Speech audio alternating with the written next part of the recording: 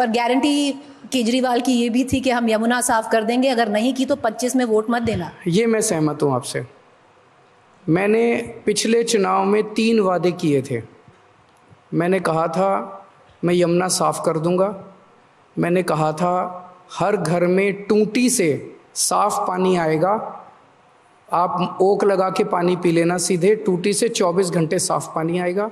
और तीसरा मैंने कहा था कि दिल्ली की सड़कों को हम बिल्कुल यूरोपियन अंदाज में शानदार सड़कें बना देंगे। मैं ये तीनों काम नहीं कर पाया इन 5 साल के अंदर। उसका कारण था पहले 2-2.5 साल 3 साल कोरोना हो गया, और उसके बाद ये इस फर्जी केस के अंदर एक एक करके हमारे जो इम्पोर्टेंट सदस्य थे टीम के, एक एक करके इन्होंने जेल में डाल दिया। तो ये तीनों काम मेरे पेंडिंग हैं। अब मैं जनता के बीच में जाके इसको स्वीकार करूंगा कि मैं ये 3 काम जो मेरे दिल के क्लोज हैं और शायद दिल्ली की जनता के भी क्लोज हैं, ये 3 काम मैं पिछले 5 साल में नहीं कर पाया, लेकिन मेरे पास पूरा प्लान है और पैसा है सरकार के पास इसको इम्प्लीमेंट करने का। एक मौका और दीजिए, अगले 5 साल के अंदर इसको मैं ज़रूर कर दूंगा। पर अरविंद जी, बात ये भी है क्योंकि 15 में आपको 70 में से 67 आपको, मतलब हिस्टोरिक मैंडेट मान लीजिए, 20 में आपको 62 मिले फ्रॉम 70, हिस्टोरिक मैंडेट मान लीजिए। अगर आप 67, 62, अगर हम 70 भी अगर दिल्ली की जनता आपको दे देती है, क्योंकि ना एलजी बदलेगा, ना ब्यूरोक्रेसी बदलेगी, ना मोदी और अमित शाह बदलेंगे, तो ऐसा क्या बदल जाएगा कि जो सारे काम अब नहीं हो पाए तब होंगे? नहीं, तो मैंने तो ये कहा ही नहीं कि इनकी वजह से नहीं हुए। एलजी साहब भी थे, मोदी साहब भी थे, अमित शाह जी भी थे, ये सब लोग थे। स्कूल ठीक किए कि नहीं किए? बिजली 24 घंटे करी कि नहीं करी? बिजली फ्री करी कि नहीं करी? अस्पताल ठीक करे कि नहीं करे? मोहल्ला क्लिनिक बनाए कि नहीं बनाए? पानी ठीक करा कि नहीं करा? ये सारे काम करे। इन सब अड़चनों के बावजूद, अड़चनें तो आएंगी, पर ये अड़चनें काम बिल्कुल होने नहीं। अड़चनों की वजह से हो सकता है 2 दिन का काम 4 दिन में हो, लेकिन काम सारे होंगे, ये मेरी गारंटी है। पर अरविंद जी, फिर जो दिल्ली की जनता इन अड़चनों में कहीं में फंस जाती है? कोई नहीं फंसती। जिस किस्म की सरकार अभी दिल्ली के अंदर चल रही है, मैं एक ही चीज़ पूछना चाहता हूँ जी। 2014 की गर्मियाँ आज भी मेरे को याद हैं। 8 से 10 घंटे के पावर कट रोज रात को लगते थे 2014 में। 2015 फरवरी में हमारी सरकार बनी, 2-3 साल लगे। मैं और सतिंदर जैन दिल्ली में घूम घूम के हमने खड़े होके तार बदलवाए हैं, ट्रांसफार्मर चेंज करवाए हैं, सारा सिस्टम दुरुस्त किया है। आज दिल्ली के अंदर 24 घंटे बिजली आती है, और दिल्ली देश का अकेला राज्य है, अकेला शहर है जहाँ पे 24 घंटे बिजली आती है। बीजेपी की 20 राज्यों में सरकार है, 20 राज्यों में, और कई राज्यों में तो 20-20 साल से सरकार है। एक भी राज्य में इनकी 24 घंटे बिजली नहीं आती। जो काम ये 20-20, 25-25 साल से नहीं कर पाए, वो काम हम लोगों ने 10 साल के अंदर करके दिखा दिया। अब अगर लोगों ने गलती से बीजेपी को वोट दे दिया, दिल्ली में फिर पावर कट लगने चालू हो जाएंगे 8-8, 10-10 घंटे के। तो क्या दिल्ली वाले चाहते हैं पावर कट लगे? नहीं चाहते। तो जाहिर तौर पे लोग आम आदमी पार्टी को वोट देंगे। दिल्ली वाले चाहते हैं कि उनके लिए गवर्नेंस हो, सबसे पहला ये चाहते हैं।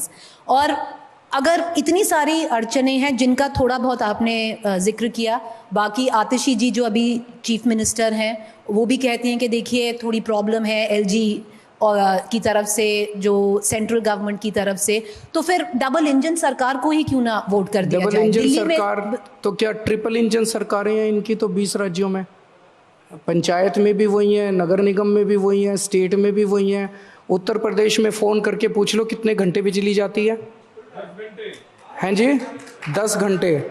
बिहार में फ़ोन करके पूछ लो कितने घंटे बिजली जाती है। राजस्थान में, मध्य प्रदेश में फ़ोन करके पूछ लो कितने घंटे बिजली जाती है। वहाँ तो इनकी ट्रिपल इंजन की सरकार है, तो और महंगी बिजली है।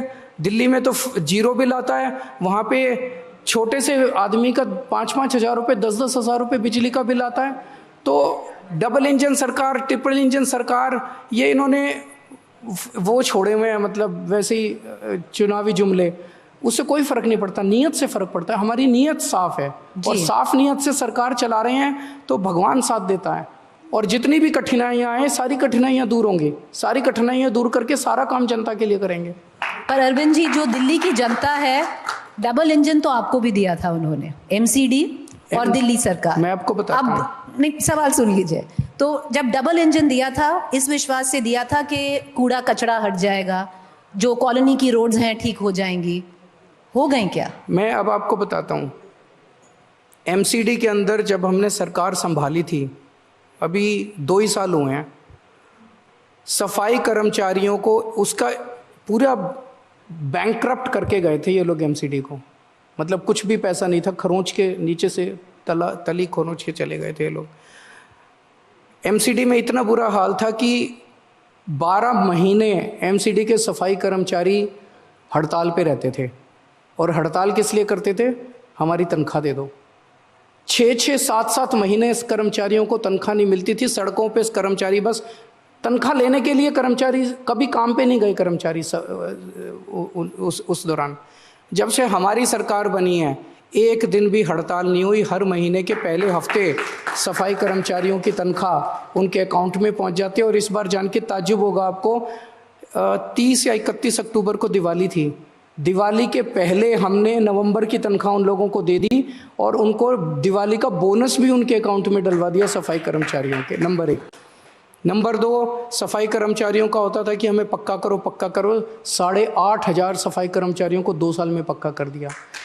अब धीरे धीरे इसकी पोजीशन को मैं आपकी जानकारी के लिए बता दूं, जो ये कूड़ा उठाने वाली कंपनियां हैं, इनका पता नहीं कितना बकाया छोड़ के गए हैं ये लोग एमसीडी के ऊपर। वो सारा बकाया धीरे धीरे पूरा कर रहे हैं। और 5 साल दिए हैं ना आपने हमें, 5 साल दे दो, अच्छे से दे दो। अभी एकदम से 2 साल के बाद आप हमारा ये अकाउंटेबिलिटी मतलब सारा कूड़ा उठा देंगे। उठाना चालू हो गया, जब से मैं बाहर आया हूँ कई इलाकों में कूड़ा उठाना चालू कर भी दिया है जी। लेकिन सारी सफाई कर देंगे, आपके कूड़े के पहाड़ भी उठा देंगे, ठीक कर देंगे।